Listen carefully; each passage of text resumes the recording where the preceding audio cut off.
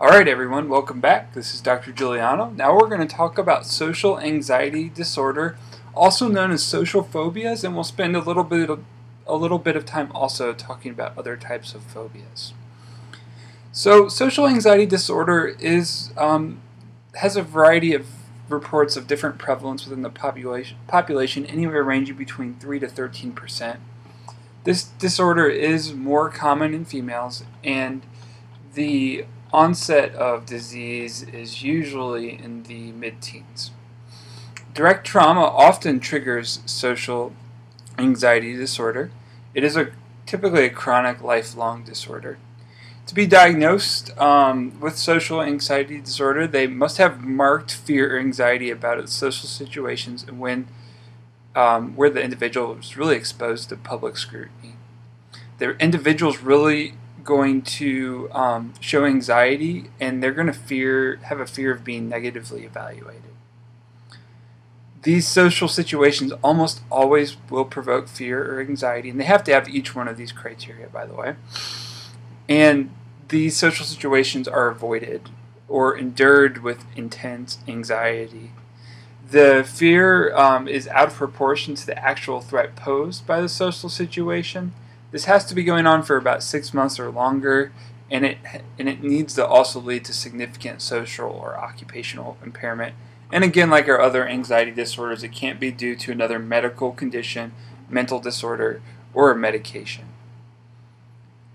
Patients typically, when they present, they have an intense, irrational, and persistent fear of being negatively evaluated or scrutinized in a social or performance situation. And there is subclassification into performance if it is only performance that they fear. It's hard to distinguish between other anxiety disorders, so you have to understand why they have the fear to understand the diagnosis, especially with panic disorder. So with panic disorder, the patient is going to have a fear of having those anxiety symptoms, and they may display avoidance features so they don't get re-exposed to those symptoms. With social anxiety disorder, it's more of a fear of embarrassment from the social interaction. So the different fears with social anxiety disorder include being scrutinized by others, being embarrassed, being humiliated, and they'll commonly fear public speaking, public performance, eating or writing in front of others, interacting with authority figures, use of public toilets, and talking with strangers. One of the big physical symptoms that sort of distinguishes social anxiety disorder from other anxiety disorders is blushing in social situations, having butterflies in the stomach, diarrhea, sweating, tachycardia, and trembling. Our treatment goal for these patients, within the first 4 to 12 weeks, we want to decrease some of those symptoms of anxiety and any phobic avoidance that they may be displaying. During the continuation phase, we want to extend those benefits that we've already established within the acute phase and try to improve their quality of life and increase their social interaction. In the maintenance phase, we just want to continue what we've sort of already accomplished. We're usually going to treat these patients for at least a year, but sometimes longer. It is associated with significant morbidity, so we are going to treat these patients aggressively. Patients do respond a little bit slower in social anxiety disorder than other disorders, and both pharmacotherapy and cognitive behavioral therapy are effective. So part of the non-pharmacological therapy can be support groups with other patients with the disease. They may go to cognitive behavioral therapy, which it's a little bit different for social anxiety disorder. It consists of exposure, cognitive restructuring, relaxation techniques, and social skills training. And they'll need this in both the acute and long term. Relapse rates are lower with cognitive behavioral therapy compared to drug therapy, although drug therapy is maybe more effective in the acute management of subjective symptoms. Combination therapy is going to be more effective than either alone. So if you have a treatment-resistant patient, you should be doing both.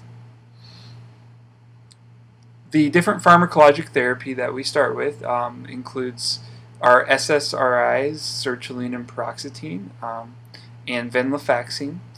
These are approved for the long-term treatment of social anxiety disorder, but escitalopram and fluvoxamine have been shown to be effective also long-term. As I mentioned before, they'll need at least 12 months of therapy. So our first-line drugs, like I just mentioned, are SSRIs and our SNRI venlafaxine. And our second-line agents include citalopram and our benzodiazepine clonazepam. And then some of our alternative agents include buspirone, gabapentin, mirtazapine, phenelzine for treatment-resistant patients, and pregabalin.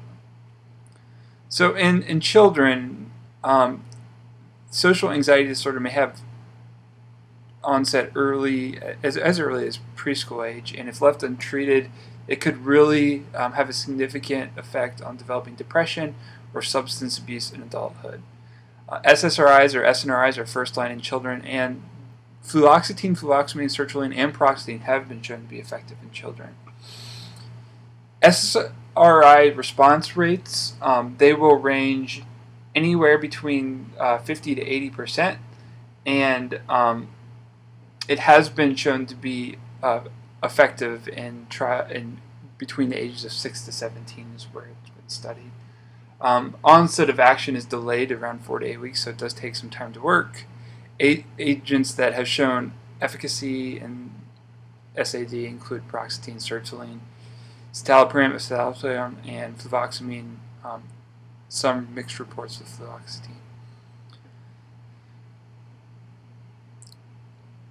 For the SNRIs, venlafaxine has shown a 50% response rate, and also has been effective for patients who have failed SSRIs. Clonazepam has been studied. It is the most extensively studied benzodiazepine in social anxiety disorder, and it does improve fear and phobic avoidance, interpersonal sensitivity, and some of the fears of a negative evaluation, along with disability measures. And this is going to be effective a little bit quicker, around 1 to 2 weeks. Buspirone can be used as monotherapy or to augment maybe a partial response to an SSRI.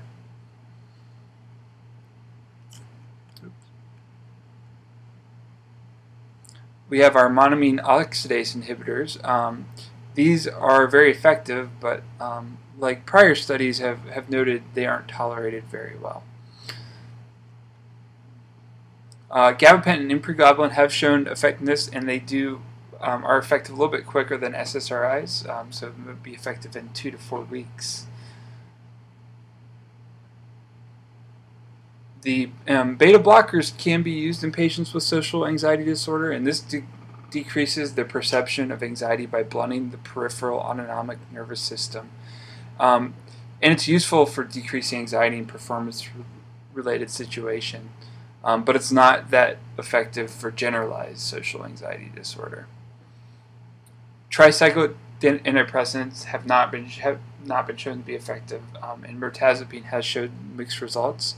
So let's go to our algorithm, and we've talked about these drugs that are coming up here first. These are the ones that have been studied and shown to be good long term. And if there's no response, we're going to switch to another one of these agents. If there is a response, we're going to continue therapy for at least a year, and if there's partial response, we could augment with buspirone or clonazepam. Eventually, we may have to switch to phenelzine, and if they continue to not respond, we may try some of our farther down the line agents such as gabapentin or pregabalin. Quickly talking about different types of phobias and agoraphobia. So to have a phobia, you have to meet these criteria per the DSM-5. You need to have marked and persistent fear of a specific object or situation, and this object or situation is going to evoke immediate fear or anxiety. The object is actively avoided, and the fear anxiety is out of proportion to what the real danger is. The fear or anxiety, it's going to lead to significant social and occupational impairment, it has to be around for about 6 months or longer, and it can't be due to another medical condition. These are some types of different phobias. You could have a phobia to almost anything, as you can see by this list. So we see if you might be in the wrong profession if you have pharmacophobia. We have infection, melismophobia, work, orgasmophobia, flying, aviophobia, being alone, autophobia, nakedness, cleverly phrased, gymnophobia. Phobias are pretty unresponsive to drug therapy, but they are highly responsive to behavioral therapy. And it can actually be detrimental to use antidepressant drugs within this population. So we usually don't use them. Now, agoraphobia is a very common phobia, and that's why it's sort of classified on its own, and it has its own criteria in the DSM-5. And this is fear or anxiety about two of the following. The use of public transportation, being in open spaces, being in closed spaces, standing in a line or crowd, and being outside of the home alone. And you say, well, being in open spaces and being in enclosed, that's sort of the opposite, but it's really the fear of being able to escape whatever situation that they're in and that they can't control their anxiety. The agoraphobic situations almost produce fear or anxiety, and they're actively avoided. They might require the presence of a companion, or they are endured with intense fear or anxiety, and it's out of proportion to the real danger, just like other phobias. And it has to last for 6 months or longer, just like other phobias, and it cannot be due to another medical condition or a mental disorder. Alright, so next we are going to be talking about post-traumatic stress disorder.